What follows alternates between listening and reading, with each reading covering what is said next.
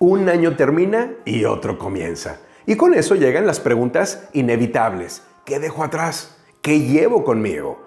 Mirar al pasado puede enseñarnos, pero aferrarnos a él puede frenarnos. El reto no es solo cerrar ciclos, sino atrevernos a empezar de nuevo con intención. Hoy, en Maná de Lunes, presentamos Tiempo de nuevos comienzos, crecimiento y esperanza renovada. Una reflexión de Robert Thomas.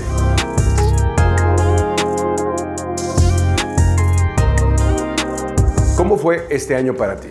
¿El mejor año de todos? ¿Uno en los que muchos de tus anhelos y sueños se cumplieron? Si fue así, felicidades. O quizá fue todo lo contrario. El año que ya querías que terminara. El año en el que parecía que las cosas no podían empeorar y sin embargo empeoraron. Una de las mejores cosas de cada nuevo año es la oportunidad de un nuevo comienzo, un borrón y cuenta nueva. Si el año anterior fue bueno, podemos tomar impulso de él, construir sobre lo que hicimos bien y procurar que el año nuevo sea aún mejor. Pero si el año pasado fue uno que preferiríamos olvidar, podemos comenzar de nuevo y reclamar un volver a empezar. Lo que los golfistas llaman un mulligan, haciendo los cambios necesarios con la esperanza de tener una mejor experiencia y mejores resultados en los próximos 12 meses.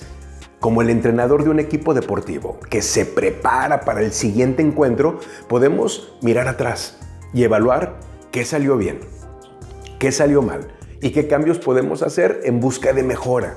Tener la oportunidad de un nuevo comienzo puede ser reconfortante, emocionante, motivador e incluso intimidante. Para quienes procuramos ser embajadores de Cristo en el mercado laboral, poder comenzar de nuevo es una promesa de Dios. En Isaías 48:6, Él declara: a partir de este momento les daré a saber cosas nuevas y secretas que no conocían. Dios hablaba específicamente a su pueblo escogido, el pueblo de Israel, muchas veces rebelde y desobediente, prometiéndoles perdón y restauración.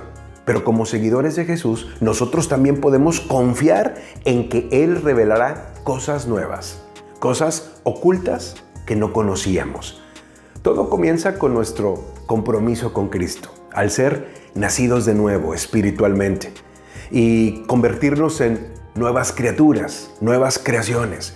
Por medio de un profeta del Antiguo Testamento, Dios prometió: les daré un corazón nuevo y pondré un espíritu nuevo dentro de ustedes. Les quitaré ese terco corazón de piedra y les daré un corazón tierno y receptivo, dice Ezequiel 36:26. Esta transacción espiritual hace posible que podamos andar en vida nueva. A veces miramos hacia atrás con pesar, entristecidos por cosas que dijimos, cosas que hicimos. Aunque no podemos borrar lo que ocurrió en el pasado, al confiar en esta nueva vida que Dios nos ha dado, podemos vencer y evitar repetir los mismos errores, lo que la Biblia llama pecado. El apóstol Pablo comprendía esto al escribir hacia el final de su vida, sabiendo que su fe en Cristo, valiente y sin reservas, pronto lo llevaría a la ejecución. Dijo: una cosa hago, olvidando lo que queda atrás y esforzándome por alcanzar lo que está delante, sigo avanzando hacia la meta para ganar el premio que Dios ofrece mediante su llamamiento celestial en Cristo Jesús. Filipenses 3:13 y 14. Pablo no se refería al final de un año y al inicio de otro, pero comprendía el peligro de vivir anclados en los días pasados y permitir que las cosas hechas en el pasado afecten la urgencia del presente y el potencial del futuro. Al enfrentar los desafíos del mercado laboral, al reconocer cosas que podríamos y deberíamos haber hecho de otra manera o de una manera mejor, haríamos bien en mantener esa misma actitud. No tenemos que esperar a la llegada de un nuevo año para empezar de nuevo y procurar corregir los errores del pasado. Sin embargo, cuando nos deseamos unos a otros feliz año nuevo, podemos confiar en que mediante la sabiduría, la guía y la fortaleza del Señor, podemos anticipar que el año que está por comenzar será mejor que el que está por concluir. Todo para la gloria de Dios. Aquí hay algunas preguntas para la reflexión personal o la discusión en equipo. ¿Cómo evaluarías el año que está por terminar? ¿Fue bueno, no tan bueno o totalmente inolvidable? 2. Al mirar hacia el nuevo año, ¿cuáles son algunos de tus planes, metas, esperanzas y expectativas? ¿Cómo influye en ti la anticipación de tener un nuevo comienzo? 3. ¿Cuáles son los aspectos positivos y los negativos de mirar hacia el pasado? ¿De qué maneras puede ser beneficioso y de qué maneras puede crear problemas o resultar contraproducente? ¿Puedes pensar en algunos ejemplos específicos? 4. La Biblia habla mucho de lo nuevo, de nuevos comienzos, de llegar a ser renovados. ¿Qué significa eso para ti?